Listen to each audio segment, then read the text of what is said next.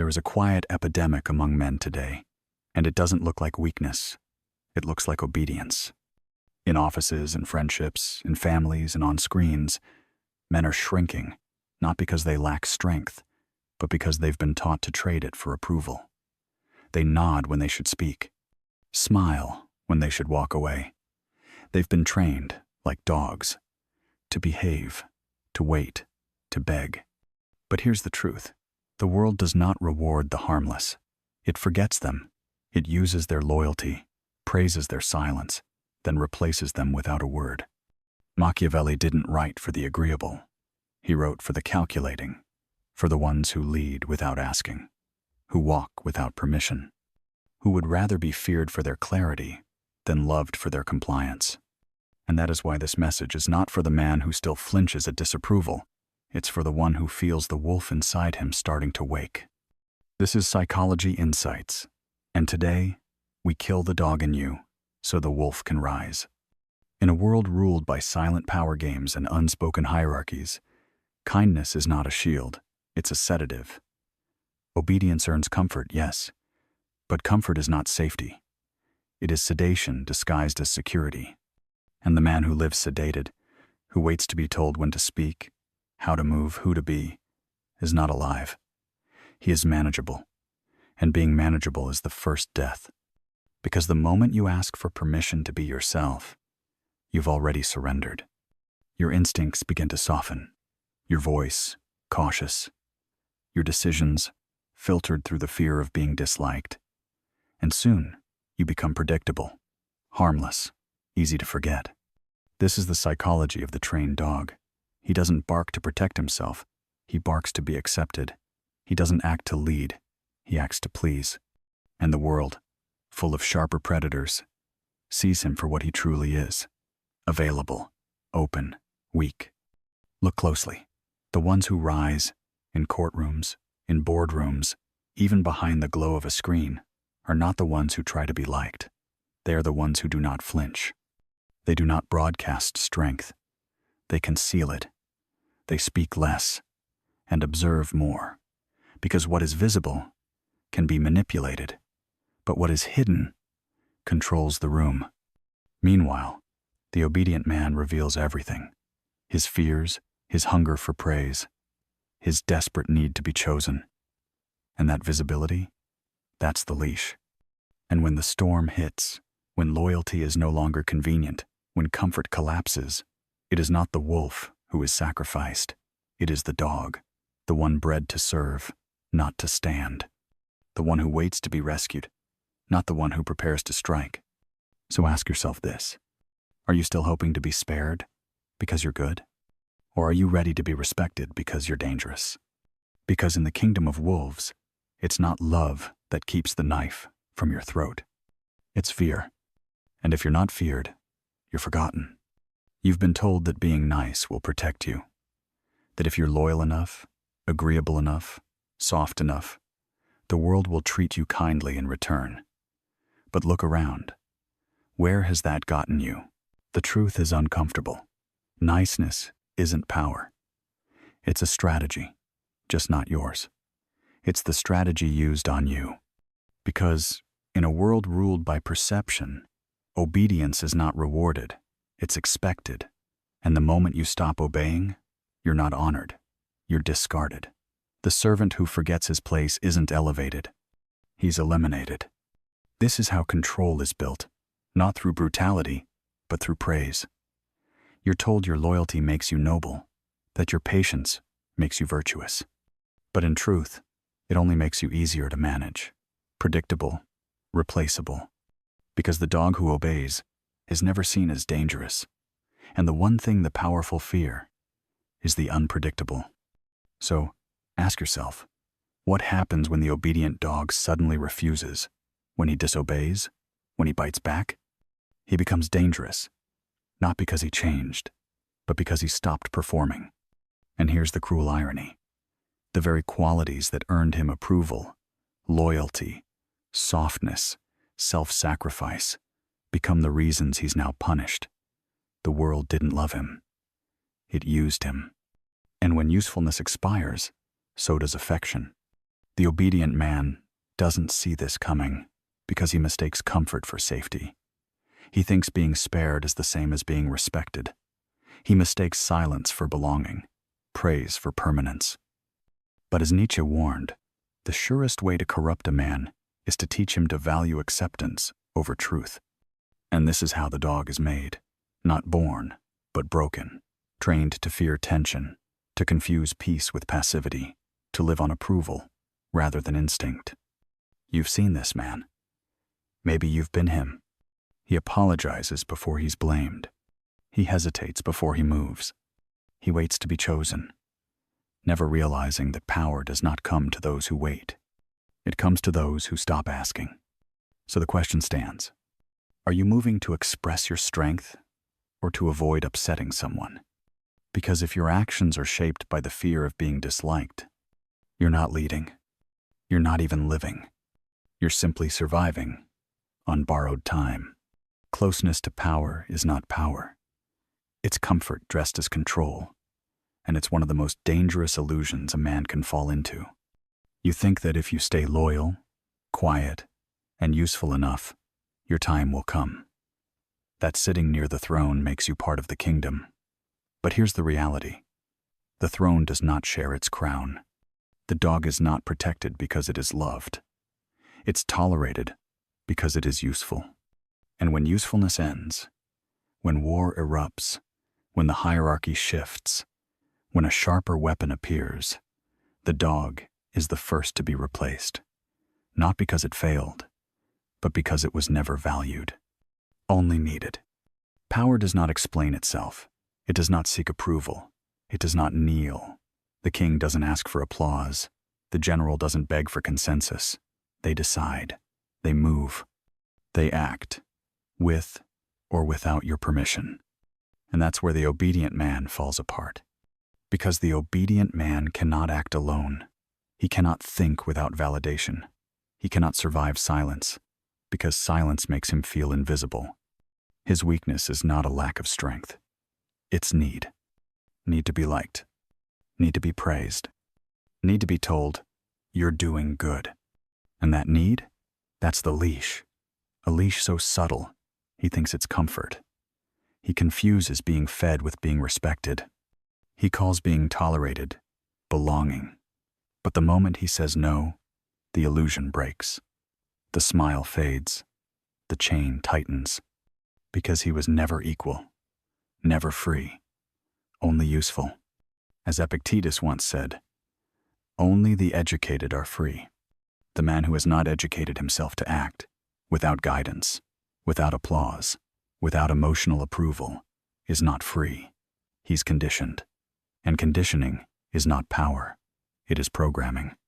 So now ask yourself, when the system collapses, when the rules disappear, when the master vanishes, can you move? Can you lead yourself?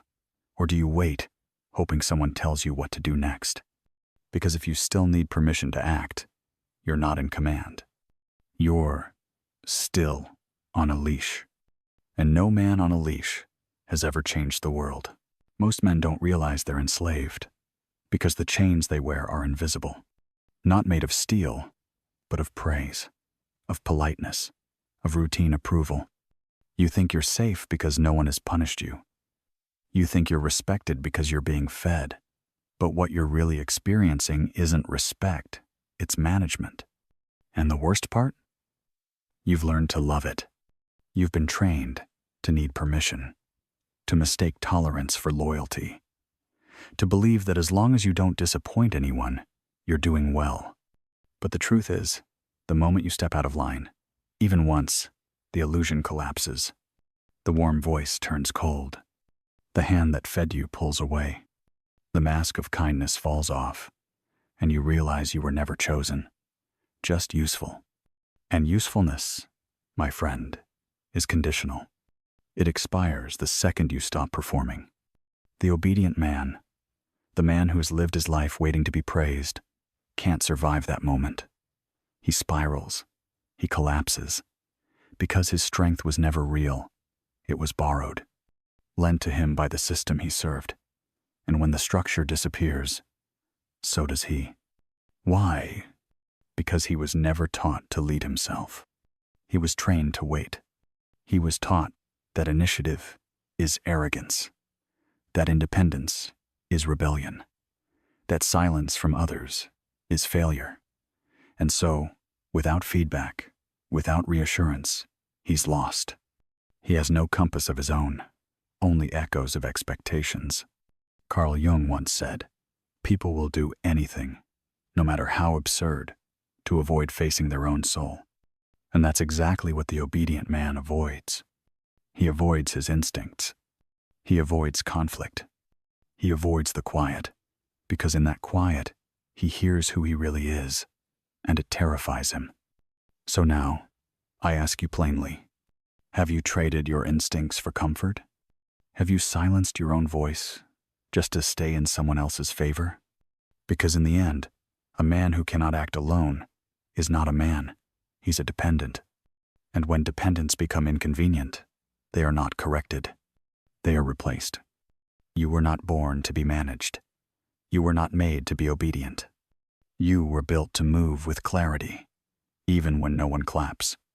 And until that version of you wakes up, you're still someone else's tool. So what's the alternative? If obedience is a leash, if praise is a trap, then what does real strength look like? It looks like the wolf, not the loud one, not the reckless one, but the one who watches in silence, speaks only when necessary, and strikes only once, with precision. Because in a world obsessed with appearances, true power hides in restraint. The man who performs for praise is predictable. The man who can sit in a room, say nothing, and still command attention, that man is dangerous. The wolf doesn't posture. He doesn't need to prove anything. He lets others underestimate him, and then moves with perfect timing. As Sun Tzu wrote, "The supreme art of war is to subdue the enemy without fighting." The wolf doesn't waste energy proving he can bite. He waits until the moment that bite ends everything. And maybe you've been told to always be open, to always speak your truth, to be transparent. But ask yourself, in a world built on manipulation, when has honesty ever protected the naive? The wolf knows better. He speaks when it serves him. He's kind when it's strategic. He shows restraint, not out of fear, but because control is louder than chaos. You see, weakness isn't just a lack of strength, it's overexposure. It's explaining yourself to those who don't deserve the explanation. It's flashing your teeth without intention. And most of all, it's mistaking visibility for power. The man without the wolf within him over-explains, over-apologizes, over-gives, and underleads. He thinks that if he's kind enough, transparent enough, soft enough, the world will protect him. But wolves don't live on hope. They live on strategy. So let me ask you, are you just pretending to be strong? Or are you prepared to be silent when it matters most? Because real power isn't reckless, it's reserved. It doesn't announce itself. It doesn't need applause. It doesn't bark. It waits. It watches. And when it moves, everything changes.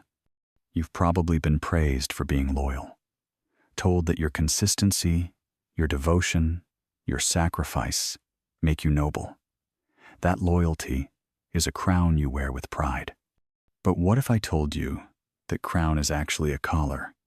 Because in the real world, loyalty is rarely about honor. It's about control.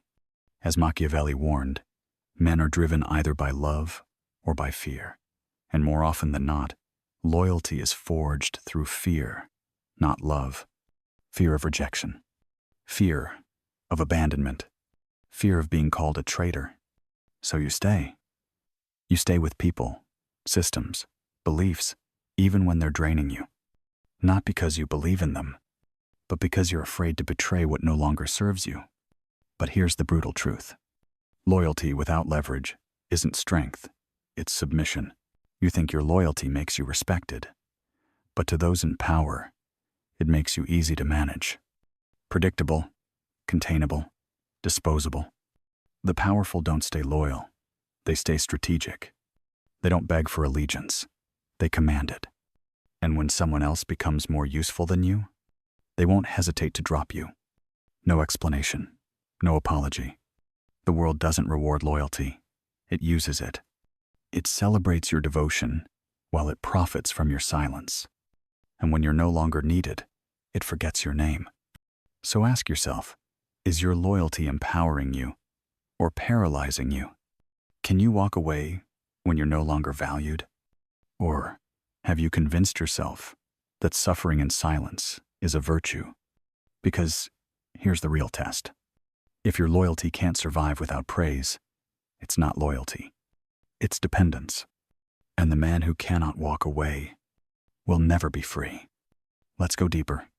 Because the most dangerous kind of loyalty isn't to a person.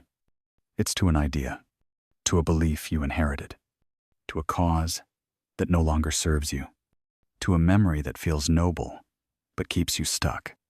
And here's the trap. Ideas change, systems mutate.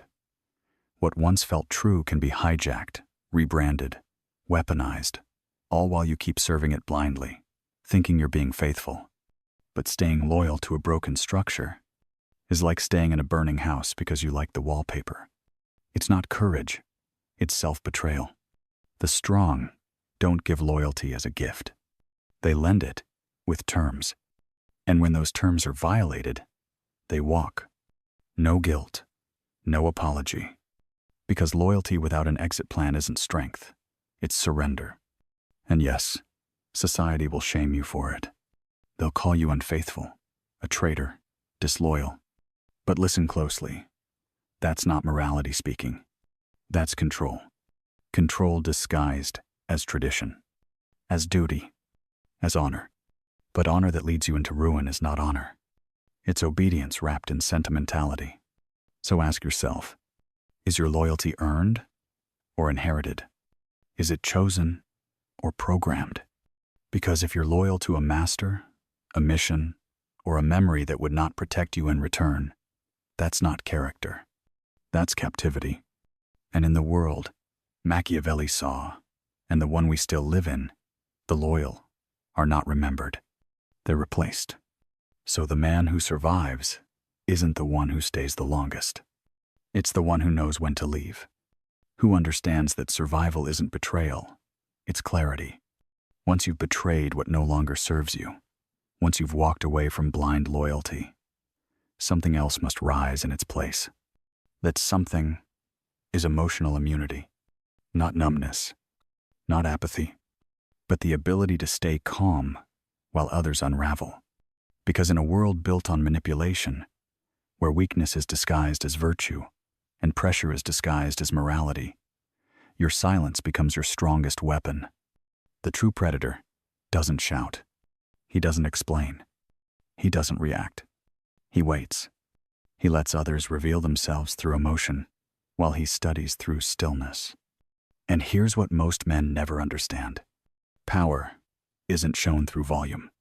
It's shown through composure. The moment you flinch, explain, defend, you give something away. You tell the room you're seeking approval. You show the enemy your pressure points.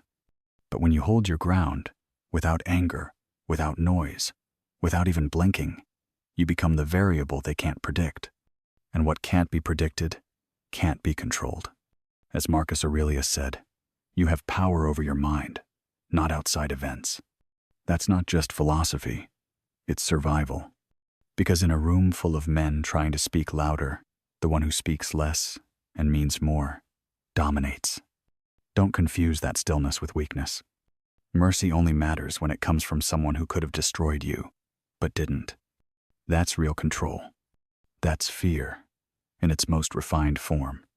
Because the wolf doesn't bark. He doesn't warn. He doesn't posture. He simply exists, like a blade behind the curtain, quiet, sharp, ready. So ask yourself, when you walk into a room, do people feel the need to test you?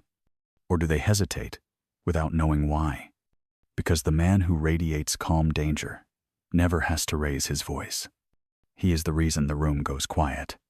There's a reason stillness is feared. Because behind that silence is consequence. In a world of noise, the man who doesn't flinch is not just mysterious, he's dangerous. People don't respect kindness. They respect cost. Because power doesn't lie in how many admire you. It lies in what happens when someone crosses you. The man who punishes betrayal without flinching is never betrayed twice. The one who can walk away from any negotiation or flip the table entirely is the one who sets the terms. You don't need to shout. You don't need to threaten. You just need a reputation that whispers for you. As the old rule says, speak softly and carry a big stick. In other words, let your silence carry the memory of what happened when someone mistook your patience for weakness. That's real authority. And here's the hard truth. You won't be remembered for how agreeable you were. You'll be remembered for what happened when someone disrespected you and you didn't tolerate it. Because people forget soft men. They forget the ones who never said no. The ones who smiled too much and punished too little. But they never forget the one who delivered consequences. Not cruelly, not recklessly, just without hesitation. And when that memory is edged with fear, it becomes respect. And when that respect survives your absence, it becomes power. So ask yourself, are you respected or merely tolerated? Do people listen when you speak or only when you snap? Because in this world, it's not your kindness that keeps the blade from your throat. It's the memory of what happens if someone dares to try. Be soft if you choose, but carry teeth. And make sure they know you will use them only once, and only if necessary. That's the difference between being liked and being remembered. Let me ask you something.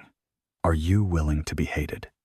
Not disliked, not misunderstood, truly hated. Because until you are, you'll never be free. You'll always edit yourself, soften your tone, dilute your truth to avoid discomfort. You'll wear masks, make peace with mediocrity, and call it diplomacy. But the moment you no longer need to be liked, you become something far more dangerous, independent. You speak when others stay silent. You walk away when others wait to be chosen. You take what others are still asking permission to want. And yes, they'll talk. They'll call you arrogant, ruthless, cold. But their outrage isn't moral. It's personal. It's the bitterness of the ones who couldn't do what you just did.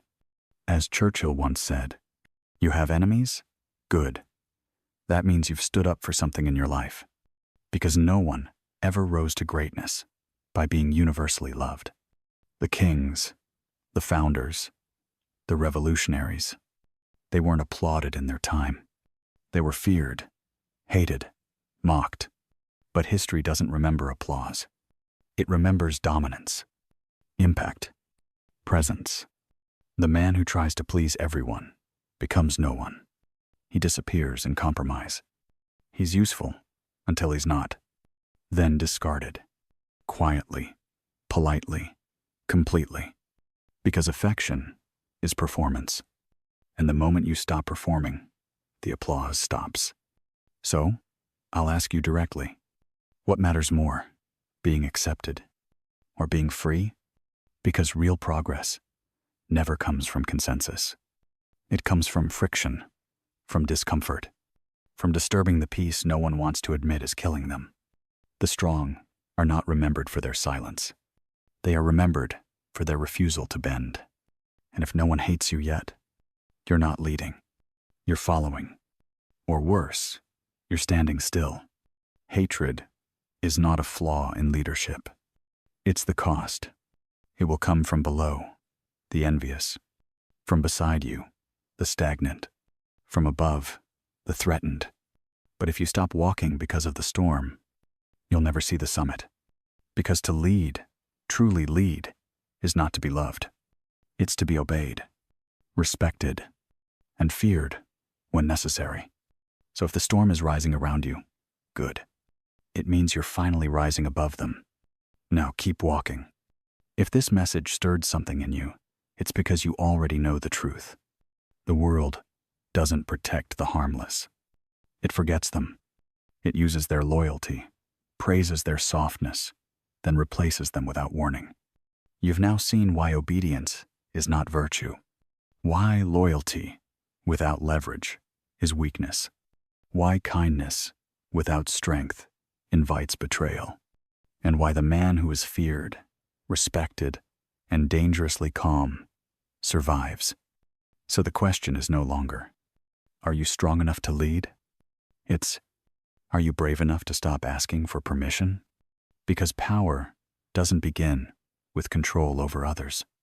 It begins the moment you stop begging to be liked and start choosing who you become without apology. Kill the dog in you, not out of cruelty, but because he's the part of you that waits, that wavers, that pleads. And the wolf? He does not wait. He does not flinch. He does not need to be chosen because he already knows his worth. Now ask yourself, what part of you still lives on approval? And are you finally ready to let it die? Drop your thoughts in the comments. Speak like the man who's done hiding.